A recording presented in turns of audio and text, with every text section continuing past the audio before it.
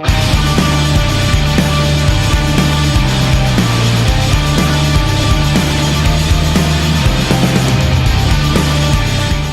up, everybody? This is Trent with SoutheastPitReport.com. Once again here in New Brookland Tavern in Columbia, South Carolina. This time with Rival Choir. How you guys doing today? Doing good, man. How about you? Pretty good. All right. Introduce yourselves and what y'all do in the band real quick. I'm Josiah, and I do vocals. I'm Christian. I play guitar and sing. Okay, sweet. So you guys right now are on the road with Norma Jean and His Legend and Forevermore. How's that going? It's been awesome, actually. Pretty much every show is sold out, and all the guys and all the bands are like extremely cool. And it's been really cool to like become friends with some of your favorite bands. So, yeah. What about you? Yeah, just to reiterate that, it's been, I mean, one of the first heavy bands I ever listened to was Norma Jean, if not the first. And then, like, He Is Legend was the soundtrack of my high school. So getting to be on the road and play, like, really cool shows every night has been a blast for sure.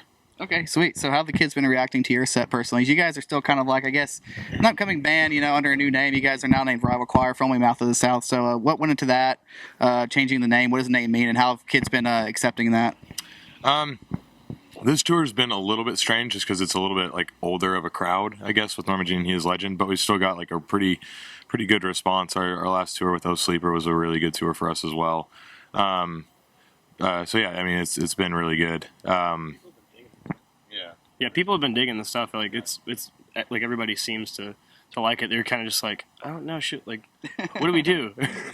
Just because it's either like, I feel like our crowd used to be primarily like, I mean, it's still heavy, but it was heavier, So it's not just like a mosh pit show anymore. Yeah. It's kind of something you just watch more so now, which is cool. That's fine. It's still good. All right, so how did the name Rival Choir come about, and why did you guys, I guess, move on from Mouth of the South? We had been just talking about whether we wanted to change the name or not for quite a while, and it just felt like Mouth of the South as a name, though we liked it, didn't really, like, represent anything that we were as a band musically, or, like, it was just a name. And so we got to the point where we were already going to rebrand, like, our music and, like, our merchandise and just the aesthetic of the band entirely. And at that point, we just started talking about, like, well, if we're going to do that, why not just go the whole way and just try an all-out rebrand and see what happens? Because we were at a point where we weren't, like, growing tremendously by any means. We were kind of stagnant with where we were. So we wanted to try to do something to kind of, like, kickstart it back up again and allow us to, continue to do what we're doing and stuff like that. And so we went through, I don't know, like 500 name possibilities, like searching words and just trying to find something cool, and couldn't come up with anything. Or if we did, it was already a band and all that kind of stuff. And then I guess we got Rival Choir with Christian, talking with some friends about how in the Bible it talks about when the Israelites, like, marched around Jericho and, like, singing praise to God, like the walls of the city came down, and then just the concept, like the Christian concept of being like a city on a hill, or light in darkness and stuff like that. And so it's kind of, Rival Choir is kind of like rival being in opposition to, I guess, what, like, the secular worldview would be. And then choir just being the spiritual aspect of our band. Okay, awesome. You got anything to add to that, or? You pretty much covered it. Yeah. All right, so you guys are a Christian band and all that. So what I guess puts that conviction in you to, like, have that message through your music and maybe even on stage talking to kids and stuff? What makes that, I guess, your focus? What makes it my focus? Or what? Oh, let me ask that better. Like, some Christian bands, they're not as, like, open with it or as preachy with it. I guess, why do you guys feel, I guess, need a bigger conviction to put that more openly within your music, I guess? I don't know. It's kind of such an open-ended question. I mean, I guess we've been given these opportunities and, like, abilities to do this, like, to play this music and to do it in front of people, thankfully. So it's kind of I feel like we would be wasting a chance to speak life into people if we didn't utilize the opportunities and different opportunities to be able to do that with people, on the road and just would be a waste of a potential cool thing, to be able to spread that to people. And I don't know. I mean, in my life, in my personal experience, like whenever you do something for yourself, it's always kind of like more unfulfilling too. So it's, I mean, just by trial and error of going through life and doing things one way and then trying them another, having done things for myself for the majority of my life, and then later on when I became a Christian, just realizing how much more fulfilling it is to do for others and to try and share what I've experienced for myself. It's the most fulfilling thing there is for me personally. I mean, for all of us, but Okay. speaking for myself, I definitely, it's really cool to be able to like connect with people through something that I cherish so much, which is music. It's the most important thing to me. So the idea of somebody coming up to me at a show and being like, hey, like your album really spoke to me. I'm just like, that's like, there aren't any words to describe how cool that is, because like I'm usually that person going up to other bands being like I'm on the other side of the merch table saying what you say usually. So the fact that you wanted to come up and talk to me about that is just insane. It's so cool. So that's what motivates me, is just being able to connect with people and express something that you can't really express with words. Yeah. It's kind of like the only way that I can convey what I'm really wanting to say to somebody is like through music, and then like it starts a conversation that might otherwise be a little bit harder to kind of just bring up, Okay. So it's like it gives you a starting point on which to like start a relationship with somebody and like create a friendship and be like actual friends, to be able to like, if you're going to bring up something spiritual with somebody, like you need to have a relationship with them for it to have any weight, unless you just say the magic words, which is rare. Not saying it doesn't happen, but it definitely is a good wedge or a good foot in the door to kind of start those conversations that we all like get to have at shows or wherever. Okay, Yeah. sweet. So you guys have a record out now called, I believe it's called "Help Me, Help My Disbelief," correct? Or I believe help my unbelief. okay, yeah, I glanced at it a few times, listened to it a few times and stuff. So, what does the title mean, and what is some, I guess, content that fans can expect to hear on that record? The title, I forget exactly what the scripture passage is of it, but it's from a Bible verse where this guy is like asking Jesus to heal his son from being possessed by a demon, and Jesus says, "If you believe, it will be done." And the father immediately says, "I believe, but help my unbelief." And I've always just really thought that that's like, in my opinion, just one of the most human statements that you can make when it comes to having a Christian faith, because we can, and so for me, writing this album, I believe that God is who He says that He is. I believe that He is good. I believe that He is for me. I believe that He is everything. But there's still areas that I don't. There's still areas that I hold on to my own way and want things to. I want to be my own God.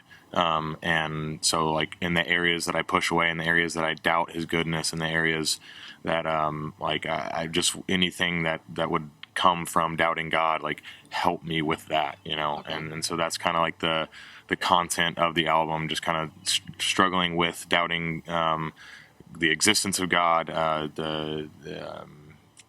just the goodness and the sovereignty of God and all that kind of stuff. I don't know, I just feel like it's what a lot of the time what a lot of Christians think about but don't really talk about all that much. Okay. And I just wanted to be real with it. Okay, awesome. So after this run here, what do you guys got coming up for the rest of the spring and summer and all that? Next up, we're playing Face Down Fest in California. We're playing a couple shows out to that with our friends in Port Out. They just recently signed to Face Down Records, actually. And they're friends of ours too, so it's going to be a lot of fun. After that, we're still trying to still trying to figure out our routing out to all the summer festivals, but we'll be playing Life Fest, not Ichthus, it's not happening. Creation, Audio Feed.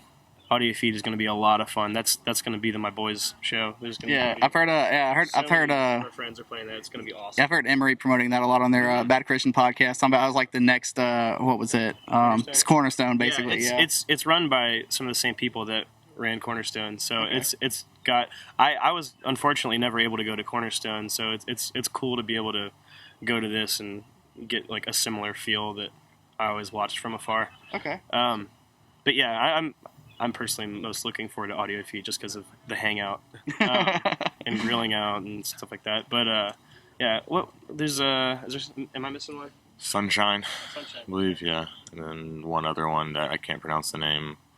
Watching Yeah Fest, yeah. So that's happening too. And then that's all that's definite right now. Okay. Everything else is kind of like a big maybe. Okay. Which is fine. It'll whatever's supposed to happen will be cool. All right, sweet. So I got some fun ones for you guys. I'll let you guys go.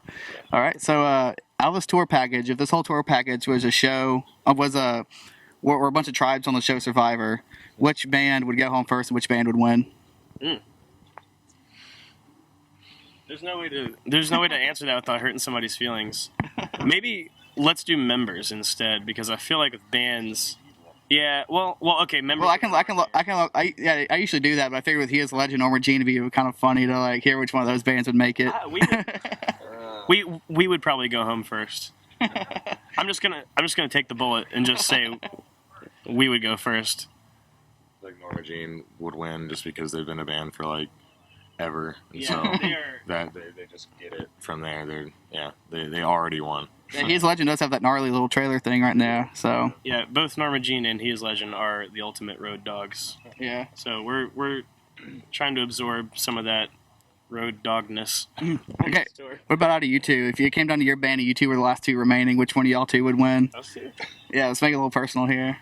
It depends on the situation. I don't know. Like, Oh. okay, give me a circumstance. You guys are left for the $1 million. It's between y'all two. Y'all gotta out-survive each other. Who would out-survive the best? Who has better survival skills?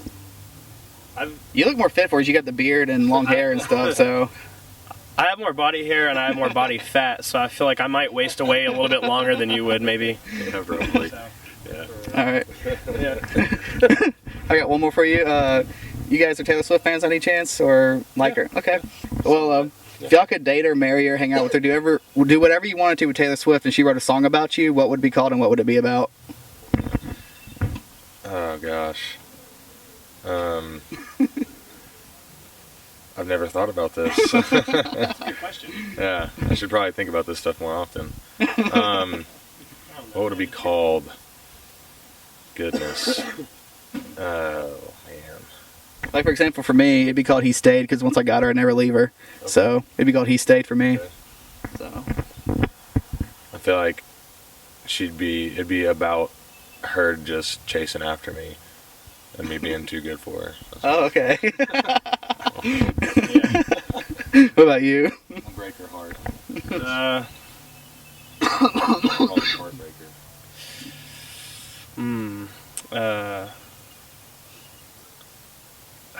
That's a tough one. Probably, I don't know, the one that got away or something, because I have a girlfriend who's cooler than Taylor Swift, so Okay. I'm unobtainable to her.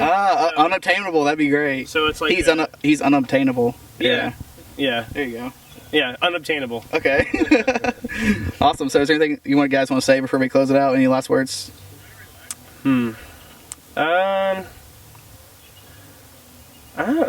I don't know. What do you? Just thanks for doing this with us. Yeah, and yeah, yeah. Thank you for the interview. Yeah, no problem. Yeah. And if you haven't listened to the album, do it. Just do it. Do it. Just do it. Yeah. Check All right. This is Trent with How They Spit Before. This is Rival Choir. Thanks for watching.